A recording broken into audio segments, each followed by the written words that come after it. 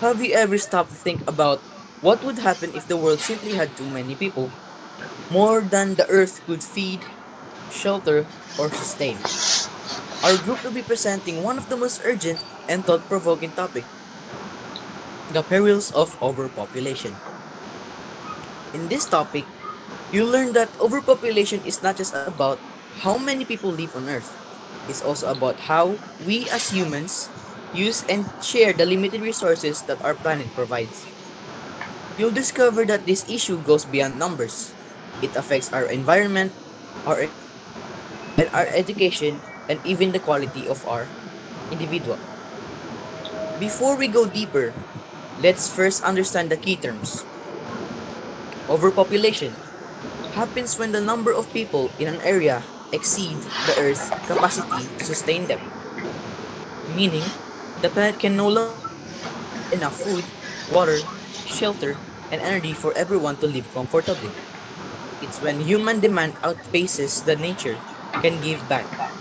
Experts say that since the 1970s, has been consuming more resources than the Earth can naturally regenerate each year. A clear sign that we are living beyond our limits. Now, what do we mean by perils? The word peril means danger or risk. So when we say the perils of overpopulation, we are referring to the danger and negative consequences that come from having too many people and too few resources, such as poverty, hunger, pollution, and environmental destruction. To better understand how the problem of overpopulation was first studied, let's go back in history to the one of the earliest thinkers on this subject, Thomas Robert Malthus, a British economist and scholar. In 1798, Malthus introduced what is known as the Malthusian theory of population. He believed that population grows geometrically, that is, it doubles quickly like 1 becomes to 2, 2 becomes to 4, 4 becomes to 8, and 8 becomes to 16. While food production grows only arithmetically or more slowly like 1 becomes to 2, 3, 3 becomes to 4, 4 becomes to 5. Because of this imbalance, he predicted that a time would come when there would be more people than food, leading to famine, war, and diseases, what he called positive checks to reduce population. Although this theory was written over 200 years ago, some of Malthus' idea remain relevant today. Even with modern farming and technology, some countries still face hunger and poverty because their populations are growing faster than their economies can support. As we explore this topic, you'll learn about the causes of overpopulation. And one major cause is the falling mortality rate. Thanks to advance in medicine and healthcare, people are living longer than ever before. Fewer people die from disease, but more babies are being born, leading to a continuous population. Another major cause is the lack of family planning and education. In many developing countries, people have little access to information or resources about birth control. Cultural or religious beliefs may discourage conversations about reproductive health. According to the World Health Organization, billions of women want to avoid pregnancy but not using modern contraceptives because of lack of information or support. Education also plays a huge role. You learn that lack of education, especially among women, often leads to higher birth rates. When people don't understand the economic and social responsibilities of raising children, families tend to grow larger. On the other hand, educated individuals are more likely to plan their families, delay marriage, and make informed choices which help reduce population growth. Let's connect this to our situation here in the Philippines. Overpopulation remains one of the national challenges. As our population grows, the demand for food, housing, and education also rises. Public schools become overcrowded, teachers become overworked, and learning conditions decline. This affects not only education but also economy, because poor educations lead to fewer job opportunities, and that in return leads to more poverty. You'll see in this topic that overpopulation creates a chain reaction from lack of education to poverty to unemployment and to environmental damage. As more land is used for housing, agriculture, forests are cut down and pollution increases. Waste management becomes harder and natural resources becomes scarcer. Socially, people in crowded cities face issues like traffic, poor housing, and health risks, all of which lower the quality of life. But as serious as these problems are, you'll also learn that overpopulation can be managed through education, family, planning, and sustainable development. We can lessen its negative effects. When people understand how their choices affect society and the planet, we can create change, not by limiting people, but empowering them to make responsible decisions. So, to sum up this introduction, in this topic, you learn that overpopulation is not just about population growth. It's about how humanity manages its resources, plans for the future, and protects the environment. We'll explore its causes, its perils, and the possible solutions that can help us achieve a sustainable balance between people and the planet. By understanding the perils of overpopulation, we'll see that the real challenge is not the number of people, but the way we choose to live. I hope this discussion inspires you to think about how each of us contributed through awareness, education, and responsible action to building a better and more sustainable world. Thank you, and welcome to our discussion on the perils of overpopulation.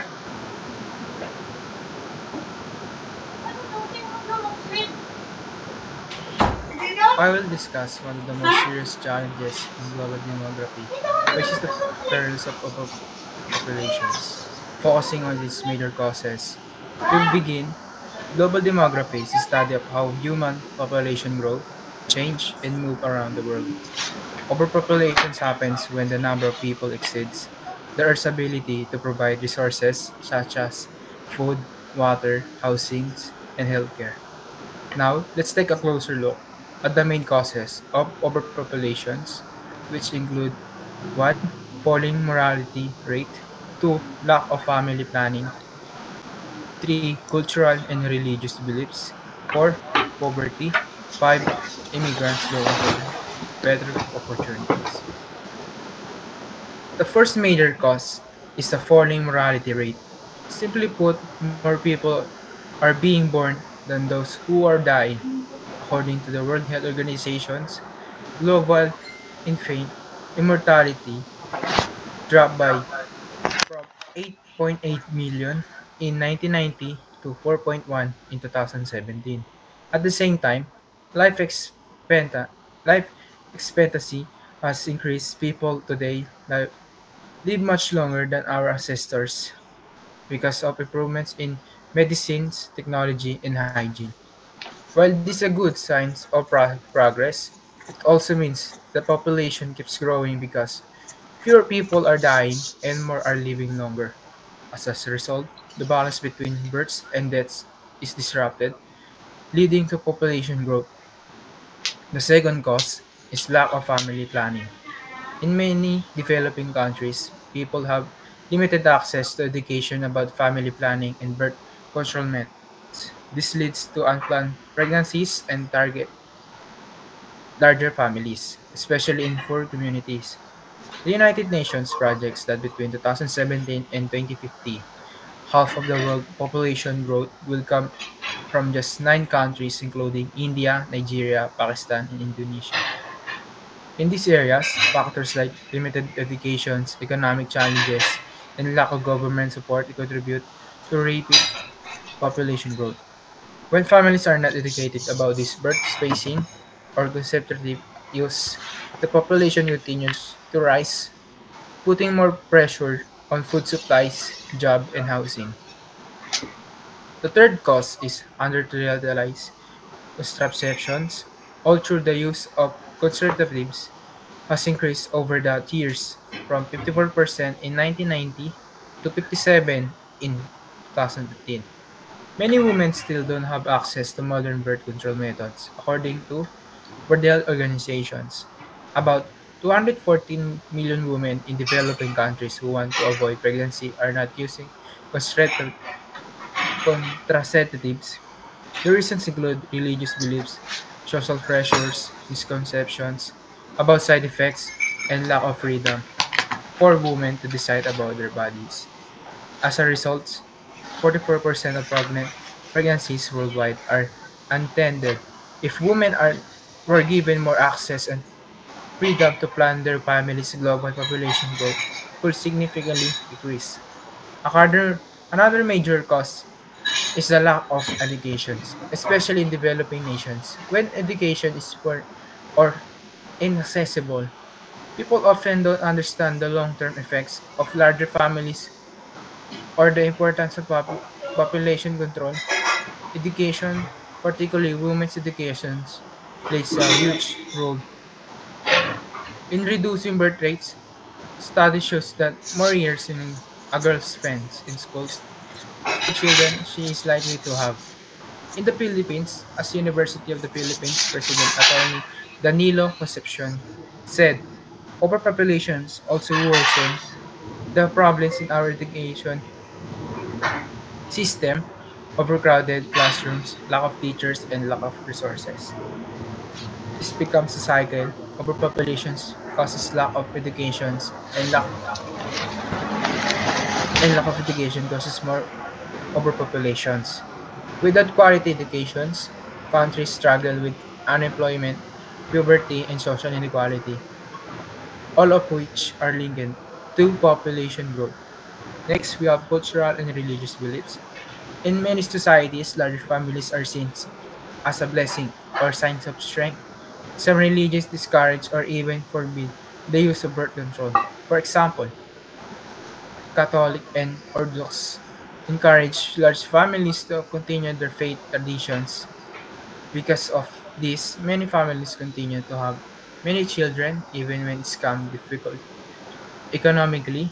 However, this mindset can lead population growth in countries like Israel and Brazil, where religious values are strong, show higher birth rates compared to more secular nations.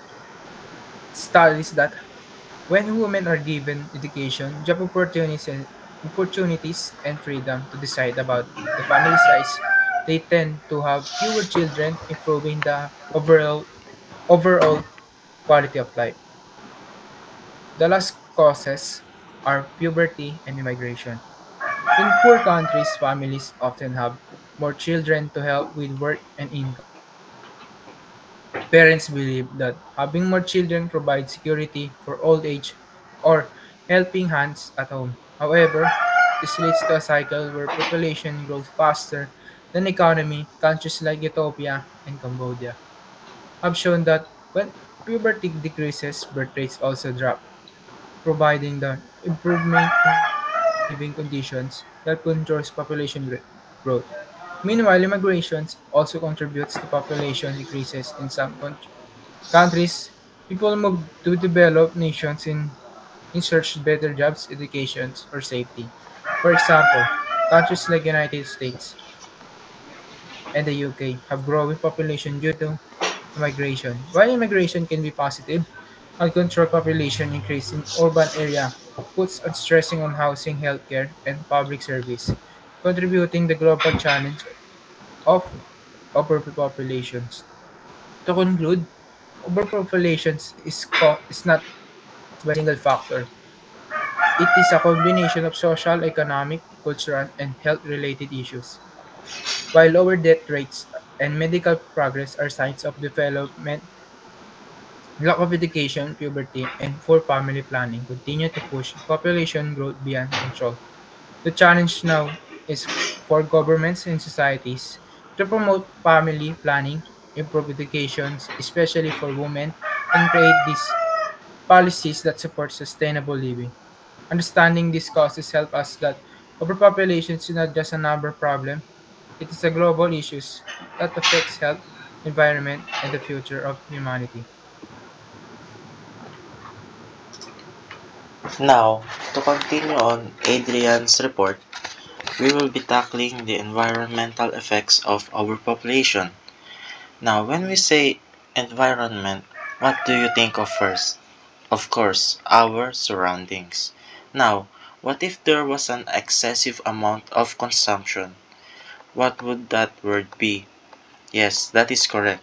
That would be overconsumption, which means an excessive amount of consuming and depleting the natural resources around you. So, in this case, we as humans tend to over uh, overcompensate, or overconsumption is present in our modern times, especially. And in regards to this topic, we only have finite resources to pull off from, and that is from the earth. And as discussed earlier, earth only has an a limited amount of times that it can regenerate its resources um, before we won't be able to. So what would this mean in our topic? This means that over consuming something means you are tipping the balance and making the equilibrium of our lifestyles more difficult and risky to progressively and develop. So another example of this is the increased usage of fossil fuels.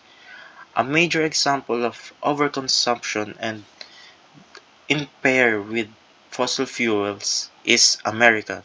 We all know that as a superpower, America consumes a lot of um, greenhouse gases, or rather produces them to the point where it is becoming more apparent that overconsumption is very present in the modern times. As a fact, America alone has 1 trillion, um, has the most amount of um, disposable waste that is produced, and safe to say that is very alarming. And now we have China on the other hand, with their most famous products being plastics, and we all know that plastics can't be disposed of easily.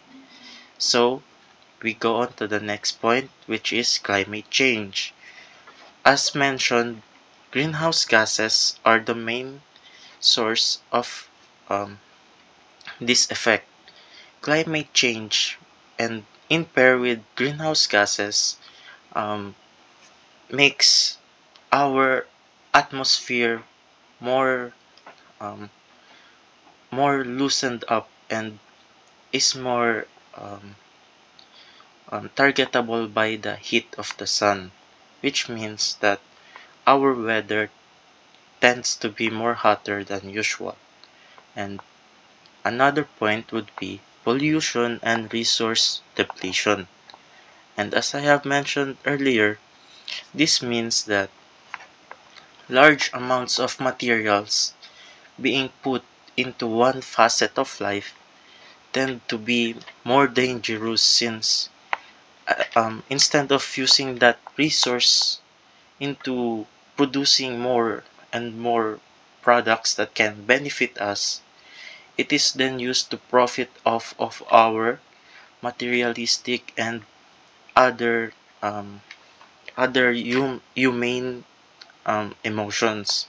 For example, capitalism tends to sway us over things that we don't actually need, therefore forcing us or making us buy things that we don't actually want.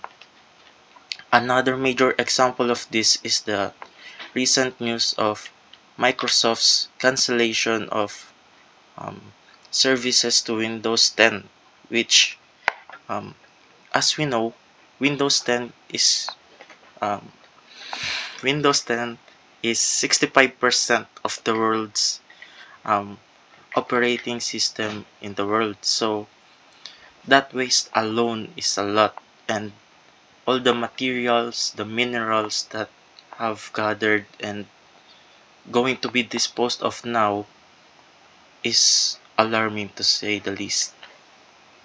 Another point is environmental degradation.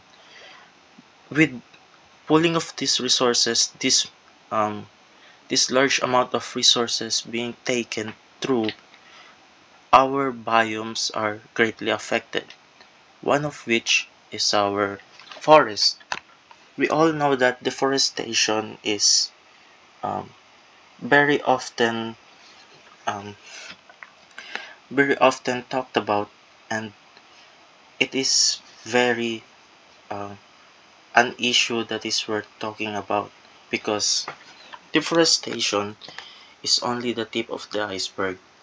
We also have illegal mining and illegal fishing, which results in a barren wasteland of biomes that could have helped us develop further and help us stabilize our lives. And with this, all of this combined, we can safely deduce that healthcare concerns are most definitely the most apparent result of this all.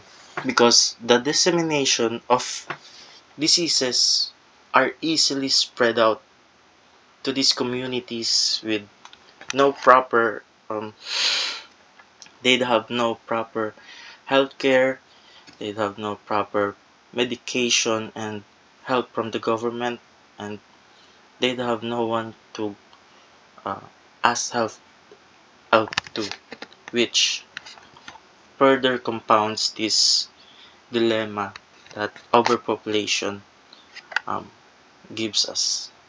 That is all. Now we discuss economic and social perils.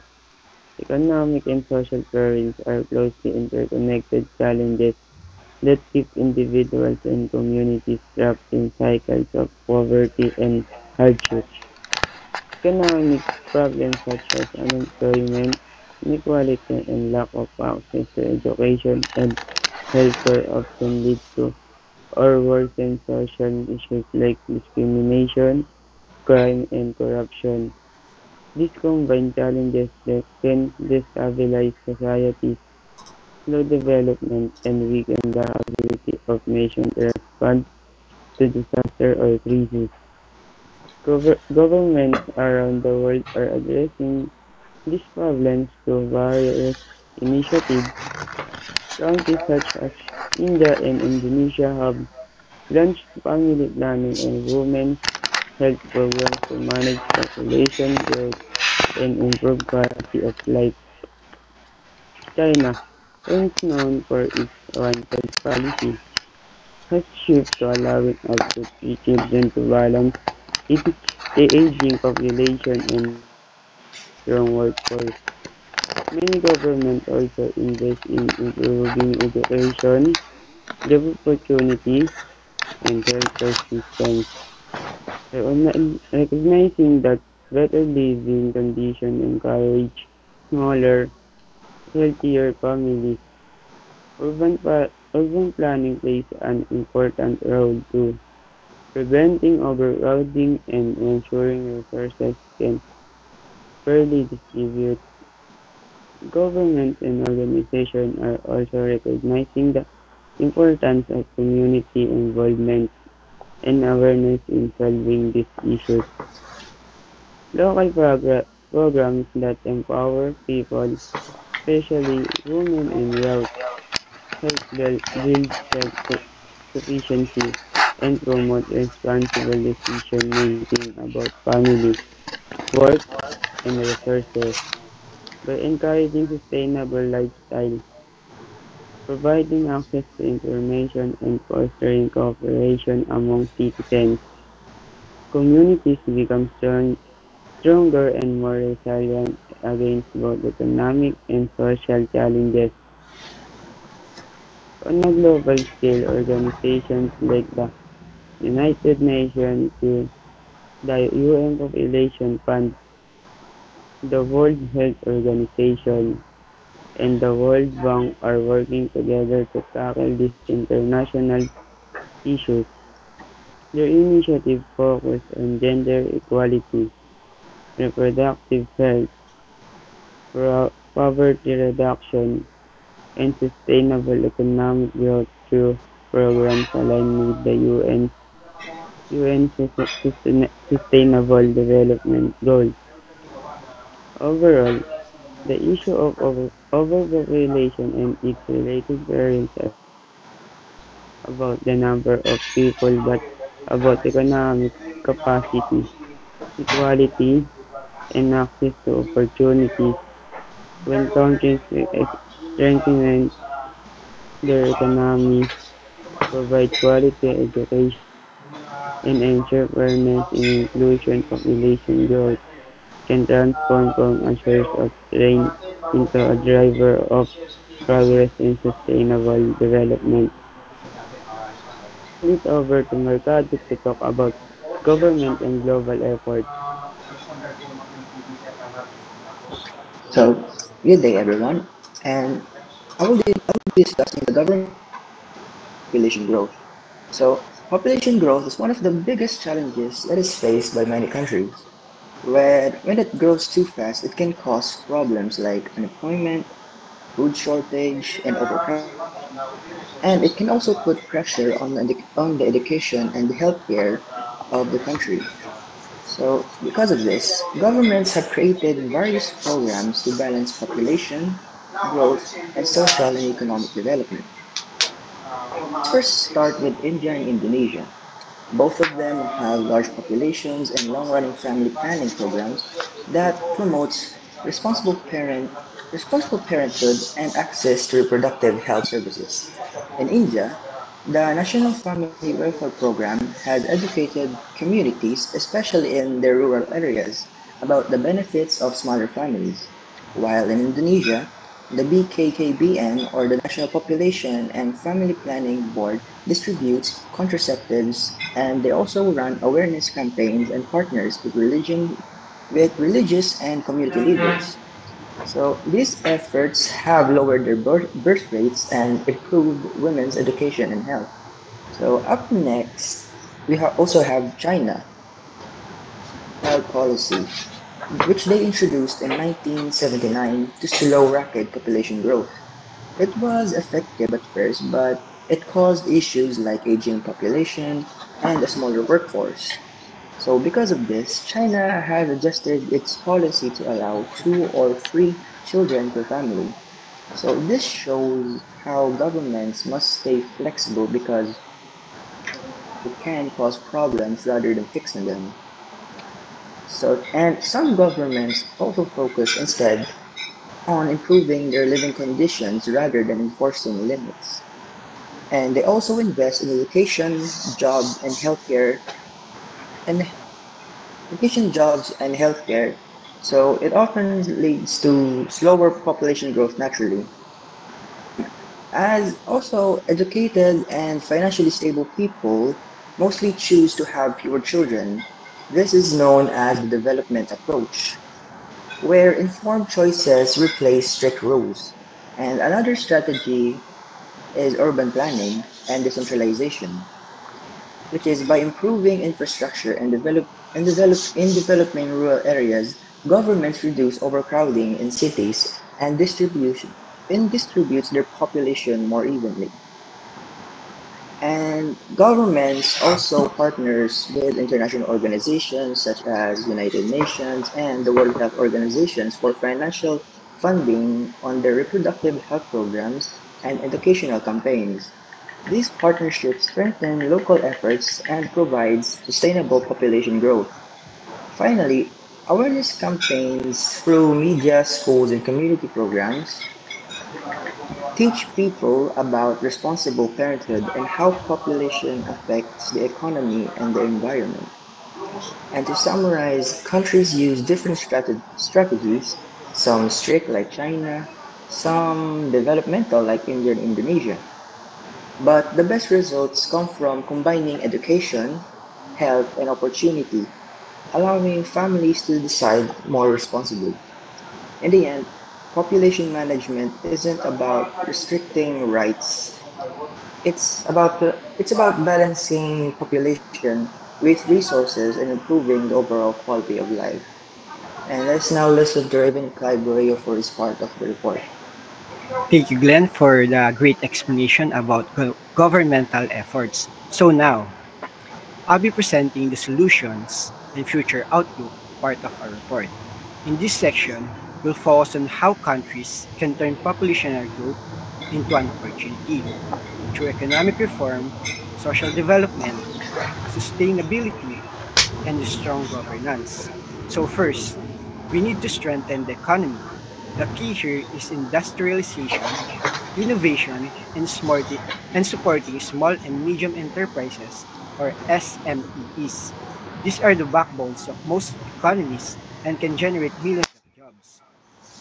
According to International Labor Organization or ILO 2021 and the UN Economic Report 2023, countries that invest in these areas experience faster and more inclusive growth.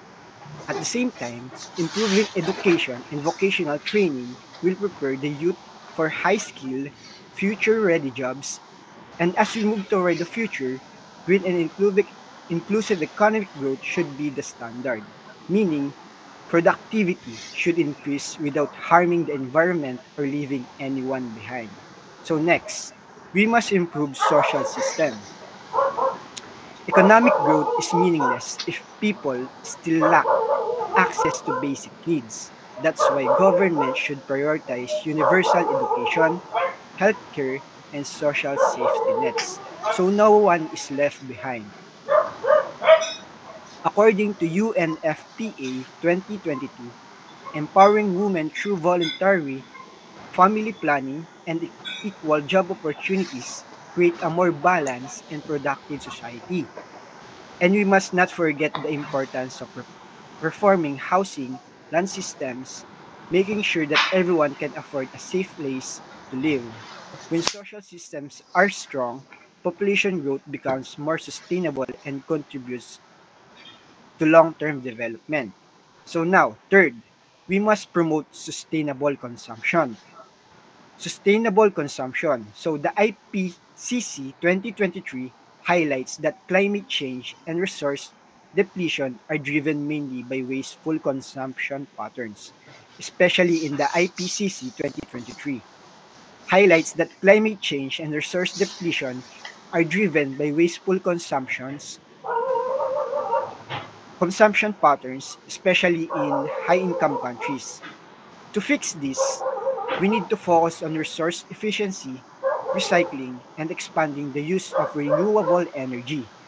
So this means producing and consuming in ways that do not destroy natural resources or harm future generation.